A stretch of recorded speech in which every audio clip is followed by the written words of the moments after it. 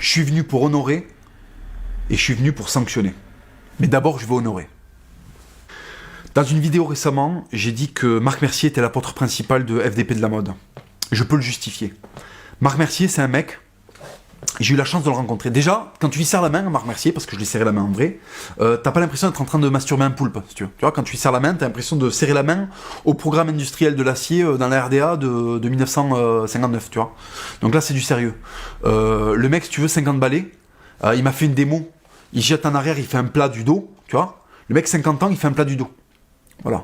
Je sais pas quel notaire ou je sais pas quel mec de l'Assemblée nationale, à 30 ans il faisait un plat du dos, c'était paraplégie définitif, tu vois. Donc à ce niveau-là, respect maximal. Ce mec-là est le fils de Guy Mercier qui est un grand du catch. Marc Mercier a démarré, son premier combat c'est en 77, fête de l'UMA. Donc déjà tu vois, ambiance à l'ancienne. Il vient de la lutte gréco-romaine à la base. Donc c'est un vrai lutteur, avec physique de lutteur, vrai athlète, qui a basculé dans le catch professionnel en 77, premier combat, fête de l'UMA, 80 000 personnes. Catch français très rude, c'est pas le catch américain ni le catch mexicain est très aérien. Le catch américain est beaucoup dans le show, beaucoup dans la prouesse physique, tu vois, avec les prises assistées. Dans le catch français, on était vraiment dans la clé de bras, dans le catch rude, on se tamponne les oreilles, on s'en fout plein la gueule. Sur les mecs qui sortent, c'est un peu enflé, tu vois.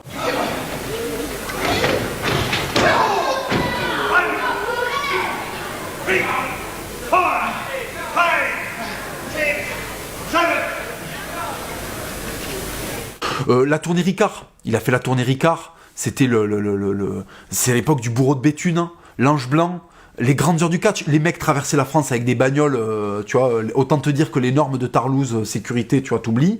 La moitié il mourait plus sur la route il le dit dans une interview, Marc Mercier, les mecs mouraient plus sur la route que sur le ring. Tu vois, donc énorme époque et si tu veux, Marc Mercier, si tu veux, a participé en tout cas à faire revenir le catch en France. Tu vois, il a créé une école où il prend des gamins, en plus beaucoup de gamins issus de milieux populaires. Alors tu vois, les gamins ils débarquent, ils ont vu Rey Mysterio la veille faire un hula hoop autour de Great Khali, tu vois, et ils croient que ça va être le catch américain, tu sais, MTV Connection. Ils arrivent, ils tombent sur Marc Mercier qui les traite de tous les noms, qui leur fout des coups de latte dans le ventre, qui leur met des tartes, qui leur apprend la vie. Noël a tout quitté pour se consacrer à sa passion, le catch. Il a donc choisi l'une des meilleures écoles françaises, la Catch Academy, que dirige le septuple champion du monde, Marc Mercier, dit le gentleman du ring. Tiens, foutez-moi vos cul-flasques par terre allongés là. Je veux vous voir vous régler, bande de fiottes. C'est de la merde. Mon idée, c'était de restaurer le catch pour qu'il reprenne ses lettres de noblesse tel qu'il était avant. C'est-à-dire faire du monde, mais avec un catch sérieux. Il y en avait marre de voir du catch clownesque. 3. Ça y fait les oreilles. Depuis longtemps, le catch jouit d'une réputation de sport truqué, pas vraiment sérieux, ce qui a le don d'agacer les catcheurs. Pour eux, les coups sont vraiment portés. En voici quelques-uns. À vous de juger. Voilà. Non. Il y a un très beau documentaire qui s'appelle Suplex qui a été fait par Jérémy Sang, où on voit Marc Mercier qui débarque, tu vois, et en fait les gamins n'ont pas payé les licences, tu sais, ils viennent au club s'entraîner, et là ils prennent une leçon. Marc Mercier, c'est un mec, tu vois, qui est dans le vieux truc, tu vois le côté, c'est la voix sacrée à la japonaise, tu vois, de se mettre, dans la voie du samouraï, dans la voie de la calligraphie, dans la voie de ce que tu veux. Eh ben, Marc Mercier, c'est le mec dans la voie du catch, tu vois. Et le catch, c'est un apprentissage. Et les gamins débarquent, ils veulent catcher en un jour, il leur dit non, si tu veux catcher, va falloir que tu prennes des torgnoles pendant 5 ans, va falloir que tu ailles à la muscu, va falloir que tu apprennes des prises, va falloir que tu découches tout le temps. Il a formé un mec qui s'appelle Tom Laruffa, qui est un putain d'athlète, construit et fabriqué par Marc Mercier. Incroyable, c'est une vie incroyable, si tu veux. Les mecs sont tout le temps en train de s'entraîner, ils bougent aux quatre coins de l'Europe, c'est la folie. Et si tu veux ça, des mecs comme ça, te reconnectent avec une époque incroyable. C'est le genre de mec, si tu veux, les potes qu'il a, c'est Popov le gitan. Les gens, ils croient que c'est Pipo. C'est pas Pipo. Ah non. Quand je suis comme ça, par exemple, le mec, il m'a fait mal. Paf. Là, regarde. Boum, t'as vu les coups? Il porte. On a un métier très difficile. Croyez-moi, c'est très difficile. Et les coups, comme vous avez pu voir tout à l'heure, ils sont portés. C'est pas du sirop, hein. Popov le gitan, le mec, il a même plus le Marcel, tu vois, c'est vraiment une bandoulière. Et il met des calottes aux gamins, tu vois. Et les gamins sont là, après il leur met des tartes, ils tombent par terre. Moi, ça, si tu veux, c'est l'éducation qu'il faudrait généraliser. Tu vois, là, ils se font tailler des pipes à l'éducation nationale. Chez Marc Mercier, ils prennent des tartes. C'est comme ça que tu fais des hommes. Alors, en mettant des tartes et en leur disant, quand ça fait mal, fais semblant que ça fait pas mal, et tu verras qu'au bout d'un moment, ça fera vraiment pas mal, tu vois. Et ça, je respecte. Voilà, je te dis, je l'ai rencontré, et vraiment, c'est un des mecs que j'admire le plus, quoi. Voilà, profondément. Alors, Cantona, 1995, 22h15, heure française, Crystal Palace, Manchester United, le mec, tu vois, se balade avec le col relevé, tu vois. L'honneur, intransigeant, la dignité. Le gars, quand il parle, t'as l'impression que c'est un moine franciscain qui est en train de, tu vois, de faire des combats de boxe pour foutre de la soupe dans un dispensaire pour les gamins de Mexico, tu vois. Donc déjà, rien que la gueule, respect. Il y a un pimpoil là sur le bord du terrain qui commence à lui parler, tu sais, qui croit que parce qu'il est de l'autre côté de la barrière, ça va bien se passer. 20 mètres d'élan chassé dans la gargante. 20 mètres d'élan chassé, le mec prend Eric Cantona lancé à je sais pas combien de joules dans la mâchoire, si tu veux.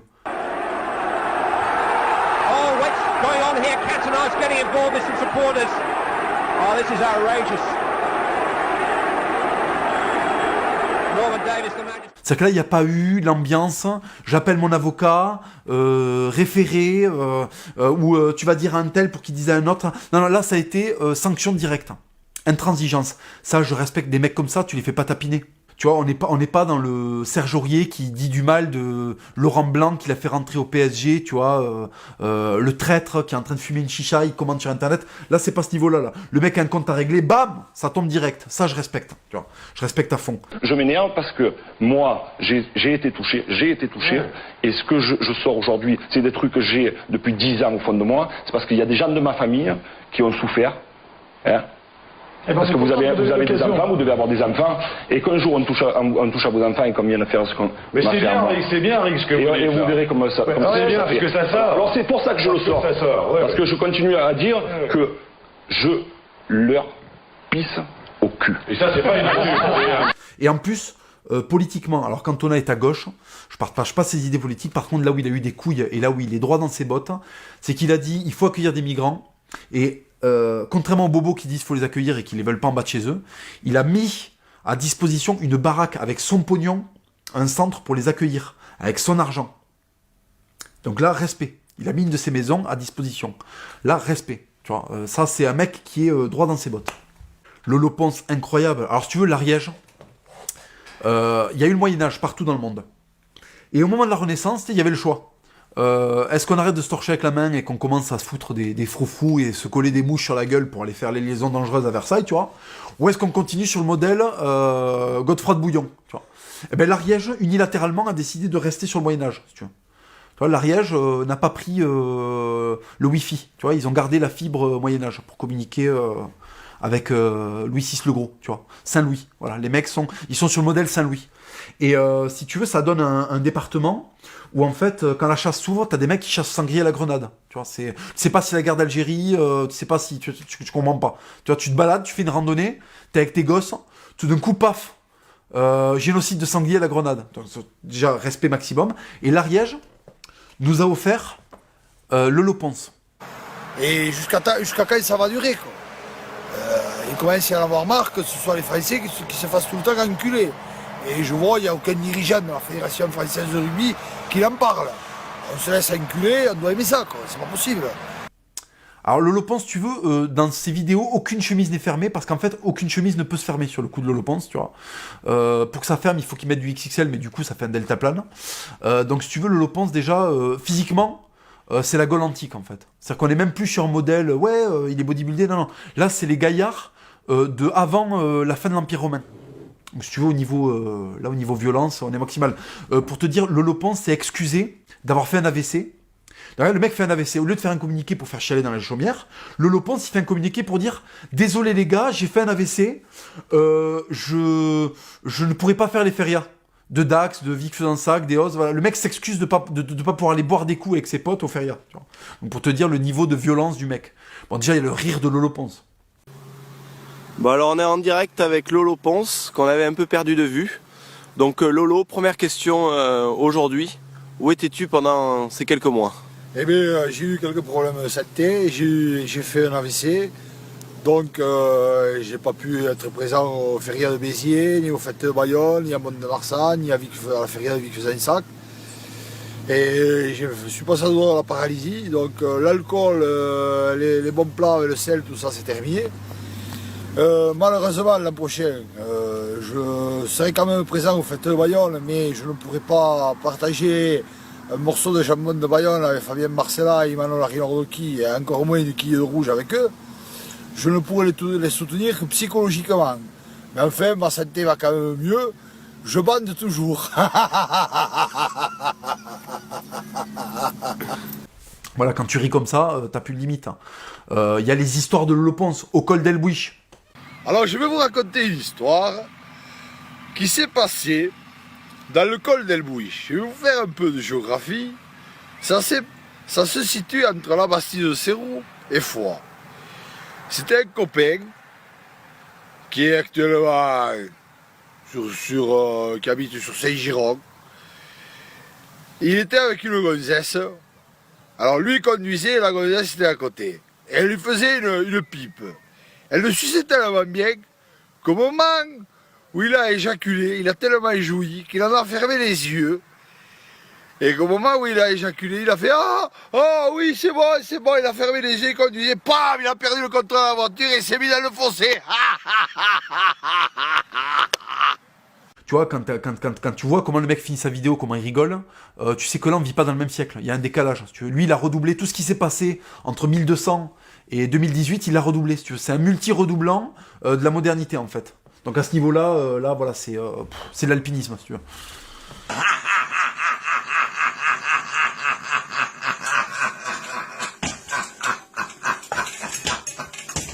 Alors Daniel Herrero, si tu veux, Daniel Herrero, il a pris le sud-ouest comme ça, tu vois, il l'a mis sur le toit du monde. Daniel Herrero, le mec, Renault a arrêté de porter un bandana fin des années 80 parce qu'il a senti qu'il ne méritait plus, quand il a commencé à supporter Mitterrand.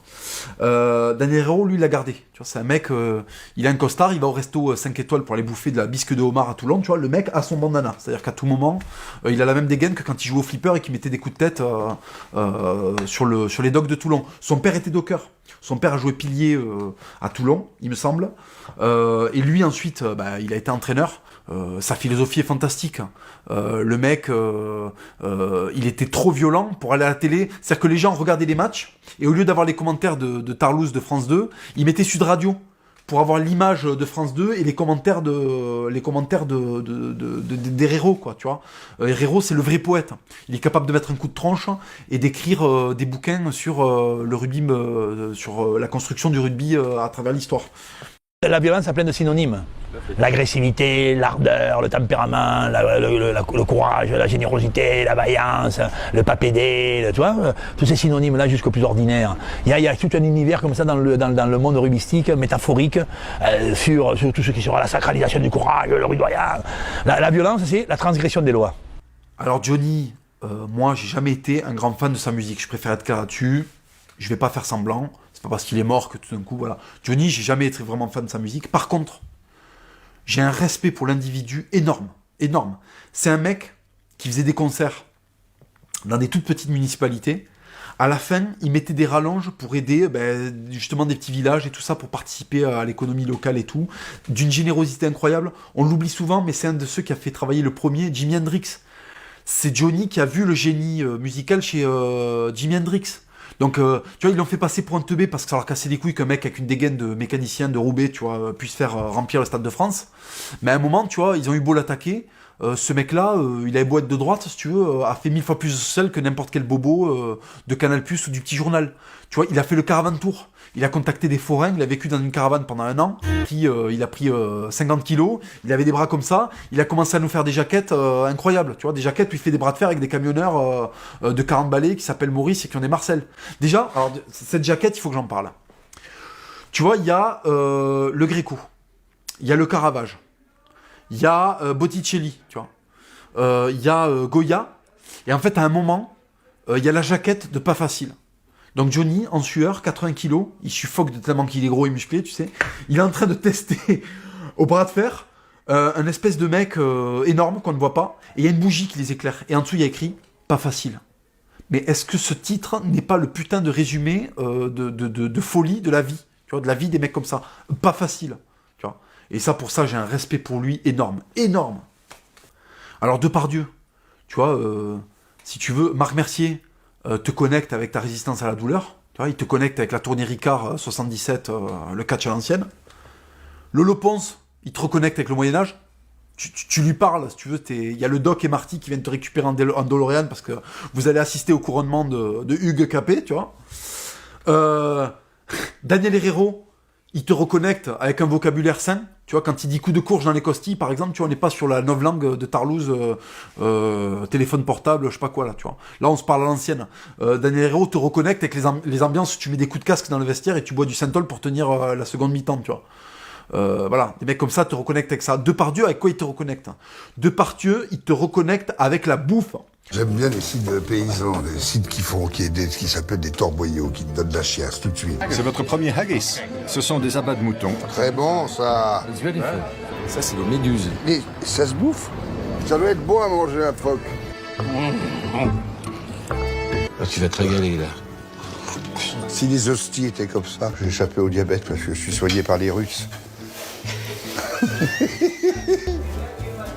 Je me mets toujours à côté de ceux qui font un régime pour prendre dans leur plat tout avaler.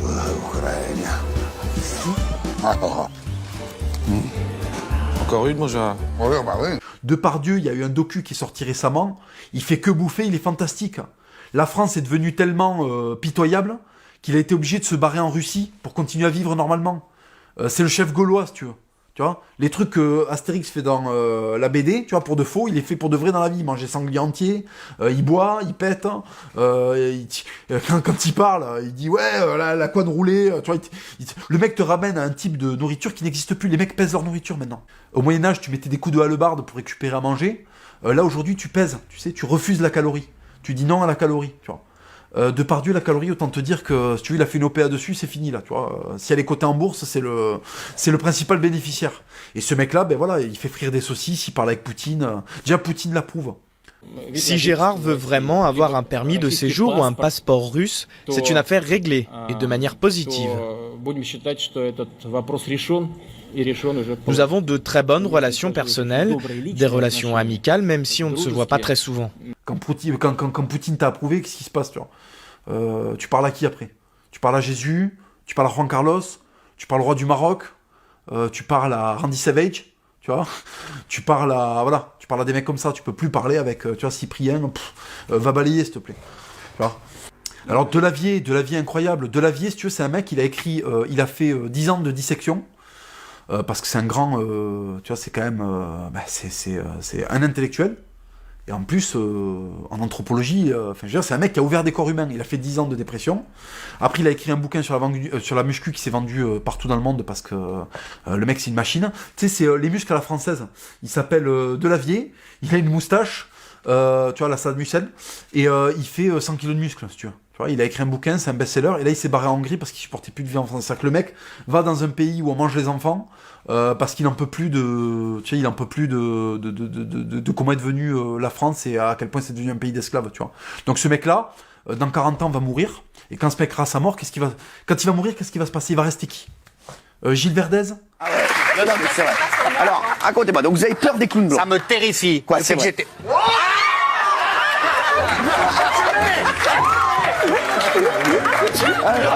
C'est horrible. Mais il était c'est une blague. Norman, Cyprien, ces mecs-là, tu les allonges, ça te fait des paillassons. Tu vois, je veux dire, quand ce mec-là va mourir, ce sera fini. C'est-à-dire que les hommes d'avant auront disparu. C'est comme les dinosaures. Il va y avoir une météorite qui s'appellera la Fashion Week de 2022. Et tous les dinosaures, tu vois, les Depardieu, les Lolo Ponce, les Cantona, disparaîtront. Et là, le monde sera infâme. Là, le monde sera fini. Là, voilà. Il nous restera Justin Bieber. Il nous restera Benjamin Biolay. Le Xanax. Et les Jeans Slim. Et Mika. En beau gosse, là, qui a fait son coming out il y a pas longtemps. Delormeau. Ouais. Ah, il est beau gosse, hein. Lui, ouais. Il a des abdos, des gros biceps. Il doit avoir un bon cul. Bon, il y a la papesse des animateurs TV gays. Bah oui, Laurent Ruquier. Bah oui, le Beyoncé des animateurs gays français. Ouais, c'est sûr qu'il est pas très joli non plus. Non, non mais... ça va. Il a l'air gentil en tout cas. Ouais, bah et puis il est marrant. Eh. Hein à moitié dans son lit. Alors Carlos Takam énorme. Carlos Takam, je vais t'expliquer un truc. Il y a un mec qui s'appelle Anthony Joshua, qui est un boxeur qui est moitié irlandais, moitié nigérian.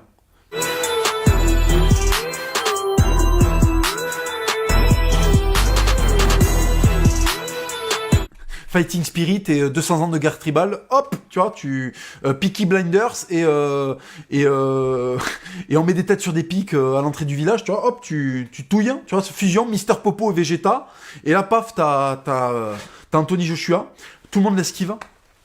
On vient voir Carlos Takam, on lui dit affronte Anthony Joshua dans 2 semaines, donc sans préparation, le mec le fait.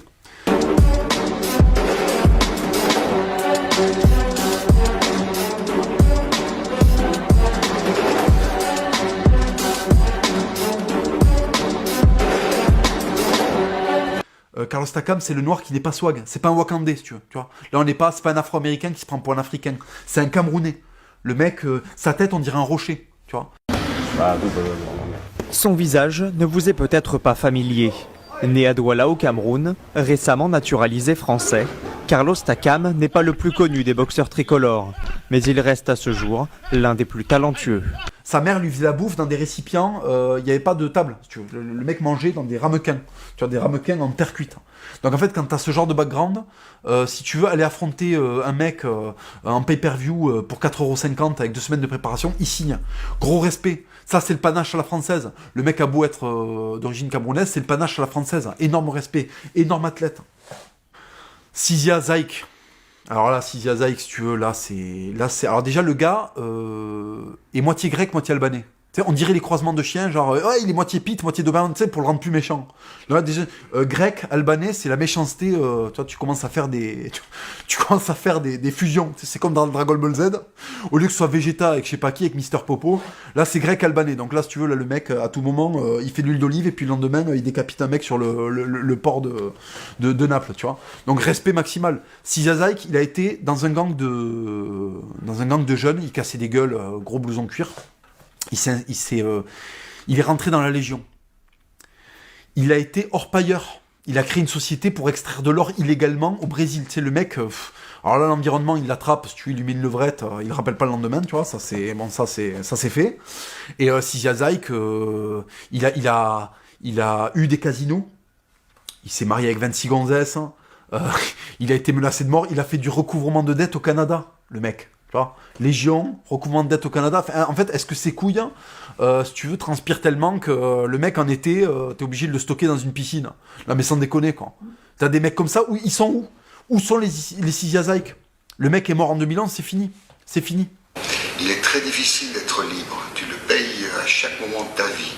Tu n'as pas le droit d'être libre. Parce que les gens qui ont fléchi, si tu veux, te reprochent ta liberté. On m'a toujours reproché ma liberté.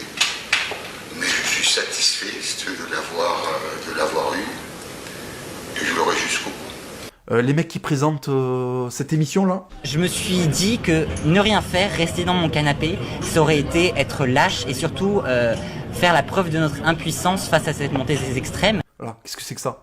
On est où là? C'est fini. S'il y a une guerre, est-ce que ces mecs-là vont aller mettre des patates? Est-ce que ces mecs-là vont courir? Est-ce que ces mecs-là courent? Tu vois, c'est la question que je me pose. Est-ce que tu cours? Est-ce que tu as un orifice anal pour chier ce que tu manges? Il a raison, Depardieu, quand il dit « Ouais, les mecs ne mangent plus ». Non, mais c'est une réalité, tu vois. Les mecs, tu les vois, ils pèsent leur bouffe. Mais qu'est-ce que tu fais? Qu'est-ce que tu fais? Au Moyen-Âge, les mecs, ils se mettaient des coups de hallebarde dans la nuque pour récupérer à manger. Là, maintenant, les mecs, ils pèsent.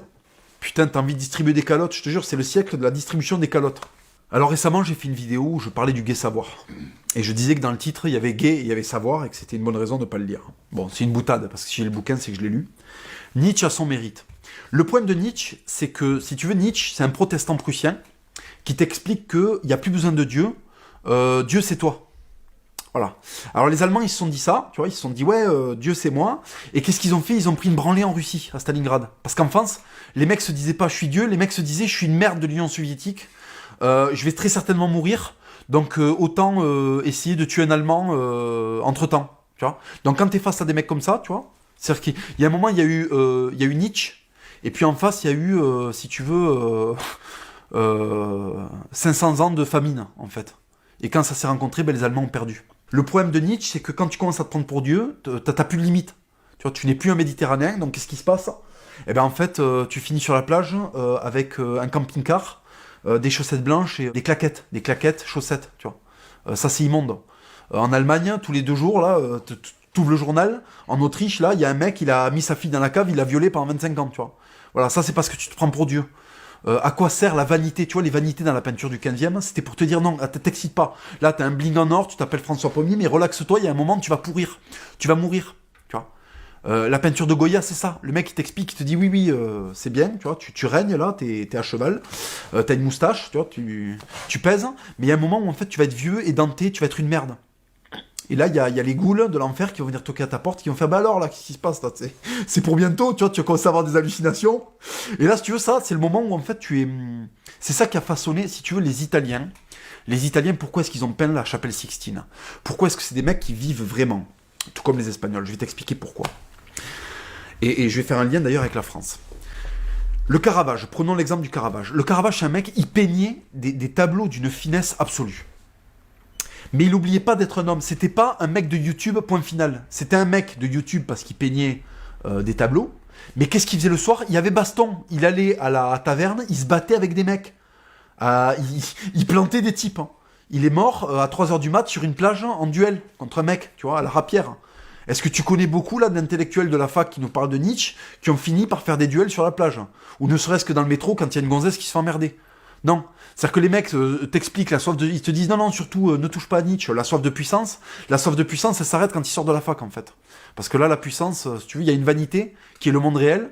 Et le monde réel lui met des calottes dans la nuque, en fait, et le mec finit, si tu veux, il est en PLS. Tu vois, c'est pas Marc Mercier. C'est pas Lolo Ponce, tu vois.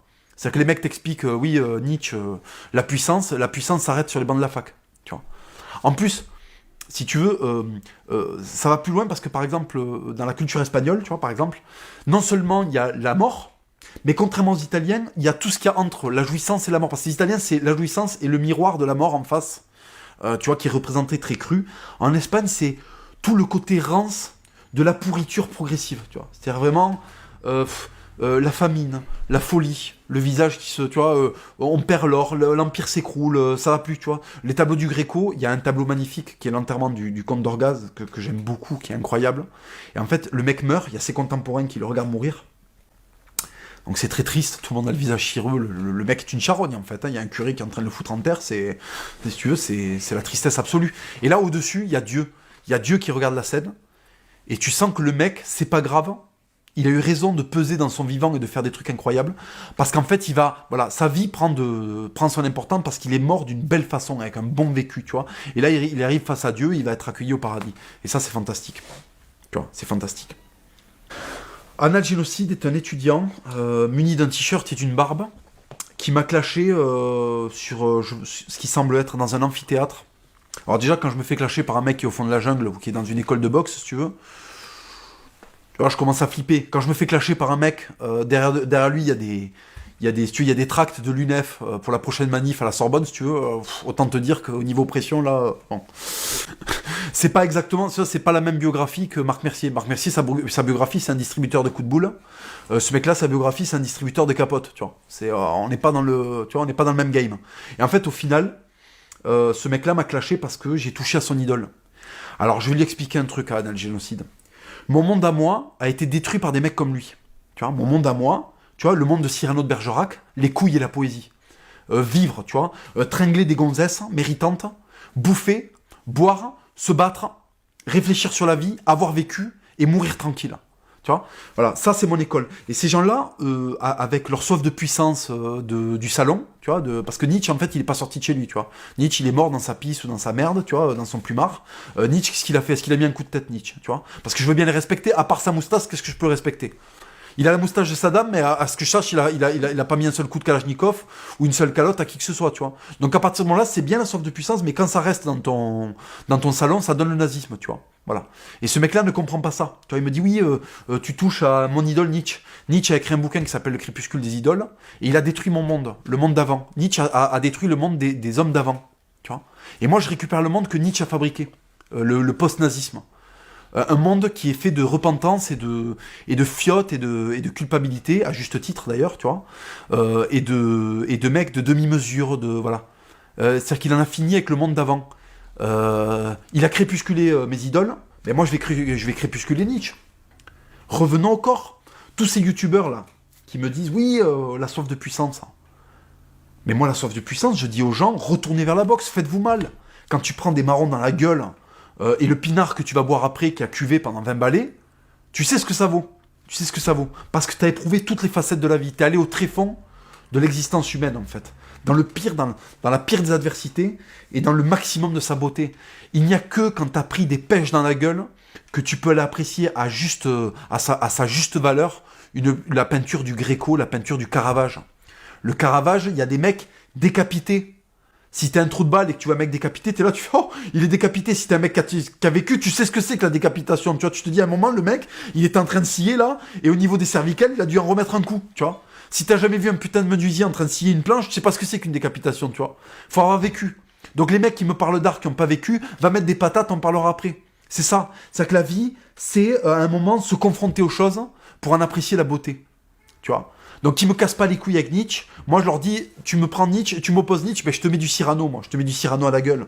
Le mec c'est un poète, il va avoir des gonzesses, il les drague, il a un pif comme ça, il va faire la guerre contre les Espagnols, il va voler des cochons grillés à 5h du mat parce que les Gascons ils ont la dalle. Est-ce que ça c'est le style? Est-ce que ça c'est le panache à la française? Qu'est-ce qui me casse les couilles avec Nietzsche là? Le mec, de quoi il a accouché? De Nuremberg. Qu'est-ce que je te dise? Moi, c'est pas ma philosophie.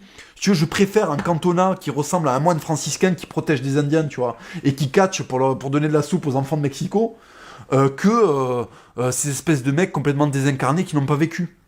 Reconnectons-nous au corps. Les mecs que j'ai cités, c'est des gens qui ont un corps, et tu sens que ce corps vibre quand ils parlent. Moi, quand j'ai serré la main à Marc Mercier, j'ai pris 50 ans de catch français dans la gueule, si tu veux. Quand je serre la main à Usul, qu'est-ce que je prends? À part un rhume, tu vois. À part une maladie vénérienne, qu'est-ce que je prends, tu vois, quand je lui serre la main? Que dalle. Parce que le mec n'a pas vécu. Donc, si tu veux, YouTube est farci de mecs qui n'ont pas vécu, qui veulent que je leur réponde. Mais allez vivre, allez dehors, et on n'aura pas besoin de se répondre, parce qu'on aura tous vécu. Et on n'aura plus qu'à dispenser des conseils à la jeunesse et aux gens qui attendent de vivre. Les gens la jeunesse est en panne de ça. Ils allument la télé, ils tombent sur des tarlouses, sur des mecs qui s'excusent de respirer. Et la seule chose qu'ils attendent, c'est qu'on vienne, qu'on leur mette des calottes et qu'on leur dise, ben voilà, vis un peu. Incarne-toi là, tu vois, prends possession de ton monde. Attrape la vie là, comme ça, par le callback et dis, ben toi, je vais te vivre à fond jusqu'à 80 balais. Tu comprends, je veux dire? C'est ça la philosophie que j'essaie d'amener. Tu vois, les mecs me disent, oui, truc. Non, la philosophie, c'est prenez la puissance des bons modèles, mais n'oubliez pas d'être humble parce que c'est dans l'humilité qu'on peut vraiment apprendre et tirer le maximum de sucre de la vie. Arriver et dire je suis un surhomme, tu finis par enculer des mecs, par enculer des gosses dans des caves avec des capuches. Tu vois, tu finis avec le temple solaire quand tu commences à te dire que t'es éternel et que tu t'appelles Dieu. C'est le Christ cosmique. Le Christ cosmique, Alexandre Martinez lui a mis une PLS monumentale en Ariège, il a fait une interview, il a ridiculisé aux yeux de la France. Voilà ce qui t'arrive, tu vois, quand tu te prends pour Jésus. Voilà. Jésus, il s'est fait crucifier à un moment. Spartacus, il s'est fait démonter. Spartacus, lui, il a existé, tu vois. Il n'a pas fait une vidéo YouTube à l'empereur pour lui dire ouais, je suis pas d'accord avec, tu vois. Il n'a pas fait une grève syndicale. Il s'est fait clouer. C'est-à-dire, il a fait la guerre, après il s'est fait clouer comme un bâtard là, comme ça sur la grande via qui amène à Rome. Ça, je respecte. Donc, pour me parler, faites-vous clouer, mettez des patates, vivez. Et après, je répondrai.